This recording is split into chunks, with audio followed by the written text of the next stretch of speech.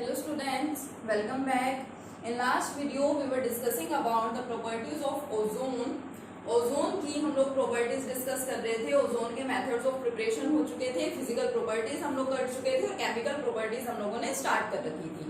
चलिए कंटिन्यू करते हैं with next chemical property of ozone which is the oxidising nature of ozone. जो ozone है ये एक पावरफुल ऑक्सीडाइजिंग एजेंट की तरह से एक्ट करता है. Now what are the oxidising agents? We know कि वो सभी सब्सटेंसेस जिनके अंदर ऑक्सीजन प्रेजेंट है और वो अपना ऑक्सीजन दूसरे एटम को या दूसरे सब्सटेंस को प्रोवाइड करवा देते हैं. These type of substances are known as the oxidizing agents. तो ओजोन के साथ भी यही है. ओजोन का डिकम्पोजिशन रिएक्शन हम लोग डिस्कस कर चुके थे. It is ozone and it gets decomposed into oxygen and nascent oxygen. तो जो सब्सटेंसेस नेसेंट ऑक्सीजन प्रोवाइड करते हैं हम लोग उनको क्या बोलते हैं कि these are the better oxidising agent. तो ओजोन भी यहाँ पे क्या करता है? It also provides nascent oxygen. So we can say that ozone acts as an oxidising agent, एक बेटर ऑक्सीडाइजिंग एजेंट है. अब अगर कोई सब्सटेंस ऑक्सीडाइजिंग एजेंट है तो हमें पढ़ना होता है, हम लोगों को देखना होता है कि ये सब्सटेंस किस सब्सटेंस को किस नए प्रोडक्ट के अंदर या नए सब्सटेंस के अंदर कन्वर्ट करता है. तो कुछ रिएक्शंस होते हैं. 11th क्लास में भी आपने कुछ रिएक्शंस पढ़े हैं इस टाइप के, आपको ध्यान होगा. थोड़े बहुत हम रिएक्शंस को देखते हैं. देखिए जो ओजोन है, फर्स्ट अगर मैं इस टाइप के रिएक्शन की बात करूं, ऑक्सीडाइजिंग नेचर की बात करूं, then you should know that ozone oxidises. Ozone क्या करता है? ऑक्सीडाइज कर देता है. Ozone oxidises sulphides into sulphates. अगर हम लोगों के पास में सल्फाइड्स प्रेजेंट हैं तो ओजोन क्या करता है? ओजोन सल्फाइड्स को सल्फेट्स के अंदर कन्वर्ट करवा देता है. कैसे? Suppose we have lead sulphide. हम लोगों के पास क्या है? लेड सल्फाइड है. ओजोन क्या करेगा? ओजोन का वर्क क्या होता है? देखिए, ozone oxidises sulphides into sulphates. जो भी हम लोगों के पास में सल्फाइड्स प्रेजेंट हैं, सल्फाइड्स को ओजोन कन्वर्ट किसमें करवा देता है? सल्फेट्स में कन्वर्ट करा देता है. तो यहाँ पे हमारे पास लेड सल्फाइड है, तो लेड सल्फाइड कन्वर्ट किसमें हो जाएगा? लेड सल्फेट के अंदर. प्लस साथ में फॉर्मेशन किसकी होगी? ऑक्सीजन की.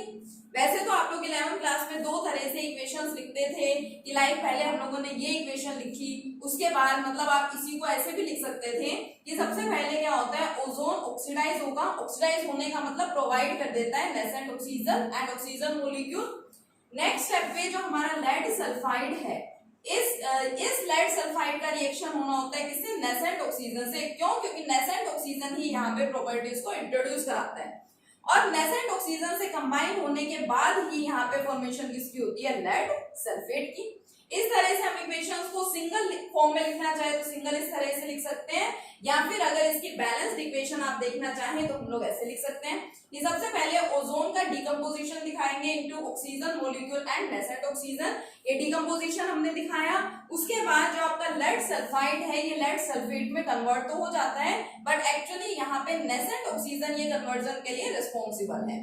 दो इक्वेशंस आपने यहाँ पे लिखी है, दोनों इक्वेशंस को आपको क्या करना पड़ता है? बैलेंस करना पड़ता है. आपकी फर्स्ट इक्वेशन देखिए बैलेंस्ड है.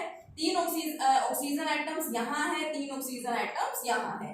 अब एक लेड यहाँ पे है, एक लेड यहाँ पे है, एक सल्फर एटम, एक sulphur atom, but here we have 4 oxygen atoms. तो इसको बैलेंस करने के लिए क्या करेंगे? 4. दोनों इक्वेशंस को हम लोगों को कंबाइन करके लिखना है तो दोनों इक्वेशंस ही बैलेंस्ड रहनी चाहिए. मींस दोनों इक्वेशंस के अंदर जो आपका नेसेंट ऑक्सीजन है वो भी क्या रहना चाहिए?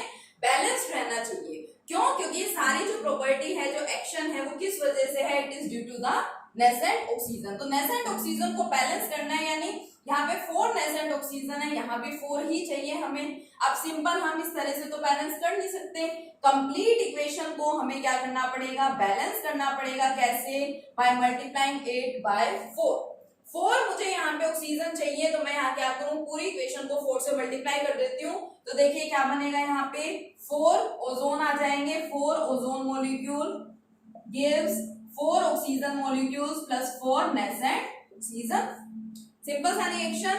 फर्स्ट लिख दिया आपने. अब सेकंड देखिए, PbS plus 4 nascent oxygen and it will provide PbSO4. अब देखिए नेसेंट ऑक्सीजन आपके बैलेंस हो गए. तो अब इक्वेशन आपको ओवरऑल इक्वेशन लिखनी है. लेफ्ट साइड में लेफ्ट वाले ऐड करके लिख देंगे, राइट साइड में राइट वाले. तो ये आपके 4 नेसेंट ऑक्सीजन तो क्या हो जाएंगे, कैंसिल आउट हो जाएंगे, ये लेफ्ट साइड में है और वो राइट साइड में है। तो आपकी ओवरऑल इक्वेशन क्या बनेगी, देखिए lead sulphide combines with 4 ozone molecules for the formation of lead sulphate plus 4 oxygen molecules. ये आपकी इक्वेशन है बैलेंस्ड इक्वेशन, जिसको आप लोग इस तरह से दोनों इक्वेशंस के टर्म्स में लिख सकते हैं कि पहले आपने जस्ट ओजोन का डीकंपोजिशन दिखाया, उसके बाद आपने अपना मेन रिएक्शन दिखाया। दोनों इक्वेशंस आपकी होनी चाहिए बैलेंस्ड फॉर्म में। दोनों इक्वेशंस को बैलेंस करने के बाद आपको चेक करना है कि हमारा नेसेंट ऑक्सीजन बैलेंस है या फिर नहीं है। क्यों? क्योंकि जो ऑक्सीडाइजिंग प्रॉपर्टी है it is due to the nascent oxygen, तो इसलिए इसको भी बैलेंस कर लिया जाएगा और फिर ओवरऑल इक्वेशन को लिख देते हैं। या तो इसको इस तरह से लिखो, या सिंपल सी एक इक्वेशन के टर्म में आप लोग रिप्रेजेंट करना चाहें तो एक इक्वेशन के टर्म में भी रिप्रेजेंट कर सकते हैं। कैसे? लेड सल्फाइड रिएक्शन हो गया ओजोन के साथ, तो हमने पढ़ा है प्रॉपर्टी की ozone oxidises sulphides into sulphate. तो आपका लेड सल्फाइड कन्वर्ट किसमें होना है, लेड सल्फेट में। ओजोन कन्वर्ट किसमें होता है, ऑक्सीजन एंड नेसेंट ऑक्सीजन। तो नेसेंट ऑक्सीजन ने तो सल्फाइड को सल्फेट में कन्वर्ट करवा दिया है, बचा कौन है हमारे पास, ऑक्सीजन। तो ऑक्सीजन आ जाएगा। आप इस इक्वेशन को या तो ऐसे लिख दें या इन दोनों इक्वेशंस के कॉम्बिनेशन के टर्म में लिख सकते हैं। तो ये सबसे पहले सबसे फर्स्ट सिंपलेस्ट एग्जांपल मैंने आपको बताया। देखिए और एग्जांपल्स देखते हैं इसी टाइप के। Next one is ozone oxidises halogen acids to halogen. जो हैलोजन एसिड्स होती हैं उनको ओजोन क्या करता है, हैलोजन्स में कन्वर्ट करवा देता है। हैलोजन एसिड्स का मतलब कि हैलोजन मतलब कोई भी halogen and halogen acids, acids means इनके अंदर हाइड्रोजन प्रेजेंट है, so it is our halogen acid.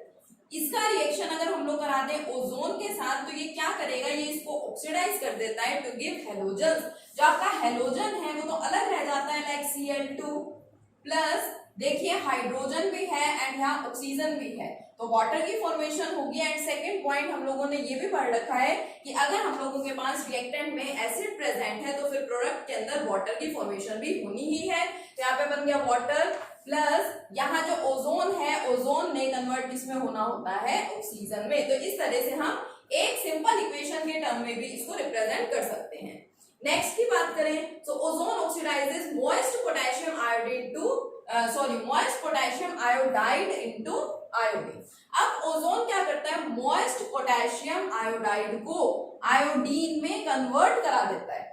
अब मॉइस्ट पोटेशियम आयोडाइड का मतलब कि पोटेशियम आयोडाइड साथ में मॉइस्चर प्रेजेंट है, मतलब कि वाटर प्रेजेंट है। तो ये देखिए ये आपका potassium iodide plus water, reaction किसको शो करना है, ओजोन को, तो हम लिख देंगे यहाँ पे ओजोन गिव्स।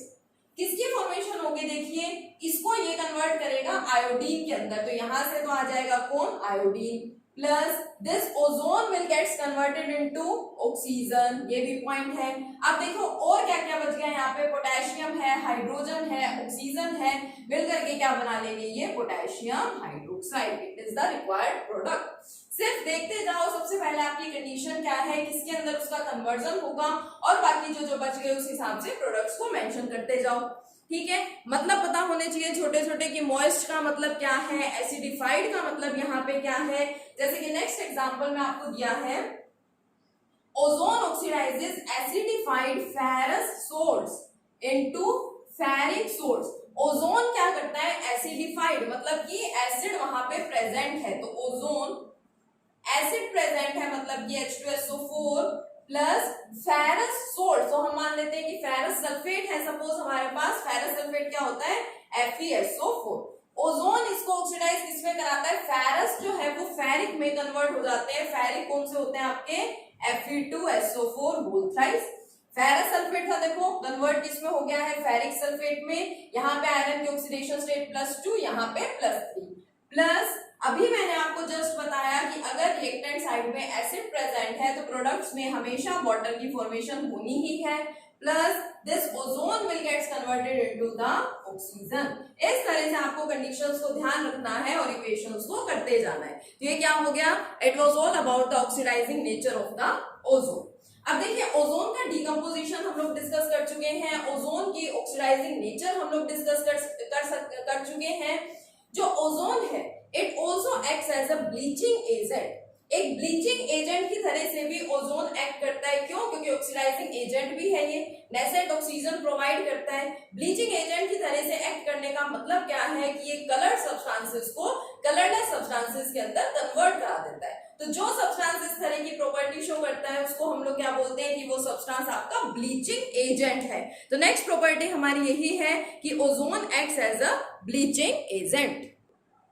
देखिए ना नेक्स्ट प्रॉपर्टी क्या है इसकी नेक्स्ट प्रॉपर्टी क्या है? नेक्स्ट प्रॉपर्टी आपको भी बताई, ब्लीचिंग एक्शन ऑफ ओजोन। ये हमारी क्या है? नेक्स्ट प्रॉपर्टी है।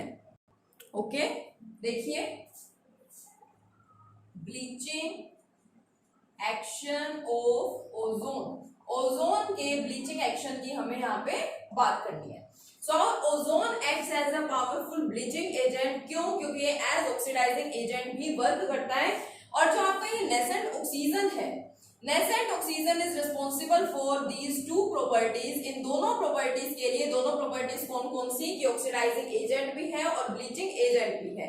दोनों के लिए रिस्पॉन्सिबल कौन है? आपका नेसेंट ऑक्सीजन। ब्लीचिंग एक्शन है मतलब कि इट कन्वर्ट्स, क्या करता है ये देखो, it converts coloured substance, coloured को कलरलेस बना देता है। It converts coloured substance into किसके अंदर? कलरलेस में। It converts coloured substance into colourless substance. Colourless substance में ये कलर्ड सब्सटेंस को कन्वर्ट कर देता है।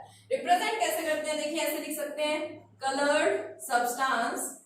एक्चुअल में उस कलर्ड सब्सटेंस के कांटेक्ट में आ कौन रहा है? आपका nascent oxygen. And now it will get converted into the colourless substance. ठीक है, ये आपको अच्छे से यहाँ पे ध्यान रखना है। It is the next property of the ozone. कौन सी प्रॉपर्टी है ये? Bleaching action. ठीक है, किस प्रॉपर्टी की हमने यहाँ पे बात की है? ब्लीचिंग एक्शन की हमने यहाँ पे बात कर ली। नेक्स्ट प्रॉपर्टी की बात करें, देखिए नेक्स्ट प्रॉपर्टी क्या है? ओजोनोलाइसिस। अब ओजोनोलाइसिस को आपने 11th क्लास में हाइड्रोकार्बन यूनिट के अंदर भी स्टडी किया है। क्या था ये ओजोनोलाइसिस? ओजोनोलाइसिस का मतलब कि हम लोगों के पास है अनसैचुरेटेड हाइड्रोकार्बन्स। अनसैचुरेटेड हाइड्रोकार्बन्स का मतलब क्या है? द हाइड्रोकार्बन्स कंटेनिंग डबल और ट्रिपल बॉन्ड। जिन हाइड्रोकार्बन्स में डबल या ट्रिपल बॉन्ड प्रेजेंट होते हैं उनको हम लोग क्या बोल देते हैं? Unsaturated hydrocarbons. तो जो आपके अनसैचुरेटेड हाइड्रोकार्बन्स है, जब इनका रिएक्शन करवाया जाता है ओजोन के साथ, तो कुछ प्रोडक्ट्स की फॉर्मेशन होती है। उस प्रोडक्ट को बोला जाता है ozonide. And this reaction is known as, this process is known as the ozonolysis. समझते हैं इसको, देखिए क्या है? Suppose we have an unsaturated hydrocarbon CH2 double bond CH2, ethene की मैं यहाँ पे बात कर रही हूँ। अनसैचुरेटेड हाइड्रोकार्बन में मुझे एडिशन किसका कराना है? ओजोन का। अब गौर से देखिए एग्जांपल, अगर मैं एडिशन की बात करती हूँ तो हम लोगों ने ये रिएक्शन बहुत स्टडी किया है, CH2 double bond CH2 plus H2। तो आपको पता है यहाँ पे बेसिकली होता क्या है? एक हाइड्रोजन चला जाता है एक कार्बन के साथ। एक्चुअल में ये आपका H2 यही तो है। तो क्या आप लोगों ने पढ़ा था? एक हाइड्रोजन एक कार्बन के साथ कंबाइन हो जाता है, दूसरा हाइड्रोजन दूसरे कार्बन के साथ कंबाइन हो जाता है, और वैलेंसी को सेटिस्फाई करने के लिए जो आपका डबल बॉन्ड है, this double bond gets converted into the single bond. अगर ट्रिपल बॉन्ड होगा तो वो डबल बॉन्ड में कन्वर्ट हो जाएगा, डबल बॉन्ड है तो फिर वो सिंगल बॉन्ड में कन्वर्ट हो जाएगा। तो देखिए क्या प्रोडक्ट बना था? एक हाइड्रोजन यहाँ पे आया था CH3, डबल बॉन्ड कन्वर्ट हुआ था सिंगल बॉन्ड में, दूसरा हाइड्रोजन दूसरे कार्बन पे चला गया था CH3। तो इथीन का जब हम लोग हाइड्रोजनेशन करा रहे थे, रिएक्शन विद हाइड्रोजन, तो फॉर्मेशन यहाँ पे किसकी हो रही थी? इथेन की फॉर्मेशन हो रही थी। यहाँ पे देखिए डिफरेंस क्या है? इधर सिर्फ दो एटम्स थे, चाहे आप H2 ले रहे हैं, चाहे Cl2 ले रहे हैं, चाहे HCl ले रहे हैं, एटम यहाँ पे कितने हैं? दो ही हैं। बट यहाँ देखिए इधर क्या आप लोग ले रहे हैं? We are taking ozone here, जिसके अंदर 3 ऑक्सीजन एटम्स प्रेजेंट है। तो देखिए एडिशन यहाँ किस तरीके से होता है, कैसे होगा? देखो एक ऑक्सीजन एटम यहाँ इस कार्बन के साथ, दूसरा ऑक्सीजन एटम दूसरे कार्बन के साथ। तो देखिए क्या बनेगा? CH2 इसके साथ ऑक्सीजन, ऐसे दिखा सकती हूँ ना, एक ऑक्सीजन यहाँ चला गया, दूसरे कार्बन के पास दूसरा ऑक्सीजन। ये दोनों ऑक्सीजन ओजोन मॉलिक्यूल के ही हैं, तो ये दोनों भी एक दूसरे से कनेक्टेड ही रहते हैं। Now what about the third oxygen atom? जो थर्ड ऑक्सीजन एटम है ये भी इन्हीं कार्बन एटम्स के साथ ही कंबाइन होता है एज अ ब्रिजिंग एटम। एक ब्रिज की तरह से ये एक्ट कर रहा है। और क्या कर रहा है? दोनों कार्बन एटम एक दूसरे से जोड़ने का, कनेक्ट करने का काम करवा रहा है, ब्रिज की तरह से यहाँ दोनों के बीच में प्रेजेंट है। अब अगर आप देखें कि जब हमारे पास में यहाँ दो एटम्स होते थे तो आपका डबल बॉन्ड कन्वर्ट हो जाता था सिंगल बॉन्ड में, लेकिन यहाँ पे तो आपके पास तीन तीन एटम है, तो आपका डबल बॉन्ड यहाँ सिंगल बॉन्ड में कन्वर्ट नहीं होता, एक्चुअल में यहाँ पे कोई बॉन्ड प्रेजेंट होगा ही नहीं। और आप इसको ध्यान कैसे रखेंगे, ये आपको रटने की जरूरत नहीं है, हमें सिंपल सी यहाँ पे कार्बन की वैलेंसी चेक कर लेनी है। यहाँ डबल बॉन्ड सिंगल बॉन्ड में क्यों कन्वर्ट हुआ था, क्योंकि अगर यहाँ हम डबल बॉन्ड ही रहने देते तो कार्बन की वैलेंसी ज्यादा हो जाती 4 से, लेकिन कार्बन हैज 4 वैलेंसी। अब देखो यहाँ पे चेक करो, कार्बन के पास 2 हाइड्रोजन है, यानी कार्बन ने 2 बॉन्ड तो ये बना रखे, ये कार्बन का 3rd बॉन्ड और ये इस वाले कार्बन का 4th बॉन्ड, बस इसकी वैलेंसी कंप्लीट। अगर मैं यहाँ पे बॉन्ड दिखा दूं तो इसकी वैलेंसी 5 हो जाएगी, which is completely wrong. Now what about this carbon atom, यहाँ पे भी इसके पास 2 हाइड्रोजन एटम है, यानी 2 बॉन्ड इसने बनाए, ये इसका 3rd बॉन्ड और ये इसका 4th बॉन्ड, इसकी वैलेंसी भी क्या है, कंप्लीट है। अब ये जो प्रोडक्ट बना है, इसी प्रोडक्ट को क्या बोला जाता है यहाँ पे, ओजोनाइड। और ये जो आपका रिएक्शन हुआ है, ये जो प्रोसेस हुई है, इस प्रोसेस का नाम क्या है यहाँ पे, ओजोनोलाइसिस रिएक्शन इसको बोलते हैं। लेकिन इस रिएक्शन को कराने की कंडीशन क्या है कि आप ओजोन इसके साथ कंबाइन करवा सकते हैं। Now what about the reaction conditions, 196 kelvin होता है यहाँ पे temperature in the presence of CCl4 carbon tetrachloride, इसकी प्रेजेंस में आपका रिएक्शन होता है, ठीक है। जो प्रोडक्ट बना it is the ozonide and the process is known as the ozonolysis reaction. अब last reaction, last chemical property बची है ओजोन की, that is reaction with peroxides. जो आपके ओजोन है ये पेरोक्साइड्स के साथ भी रिएक्शन शो करती है, लाइक हाइड्रोजन पेरोक्साइड के साथ या बेरियम पेरोक्साइड के साथ। चलिए देखते हैं इसके reaction. Okay, now the last reaction is the action of peroxides. देखिए suppose we consider H2O2 hydrogen peroxide, इसका रिएक्शन कराते हैं ओजोन के साथ। ये जो आपकी हाइड्रोजन पेरोक्साइड है, it gets converted into water, water में ये कन्वर्ट हो जाती है, प्लस साथ में ऑक्सीजन मॉलिक्यूल की फॉर्मेशन होनी ही है।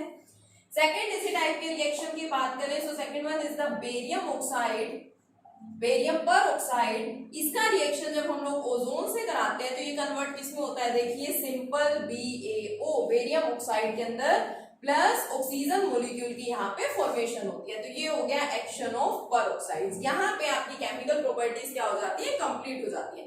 सिंपल सिंपल से यूजेस हैं ओजोन के, उन यूजेस को करके देखेंगे कि आपको वो यूजेस समझ में आए या फिर समझ में नहीं आए। नेक्स्ट लेक्चर में कंटिन्यू करेंगे अपने नेक्स्ट टॉपिक के साथ, तब तक के लिए कीप लर्निंग, थैंक यू।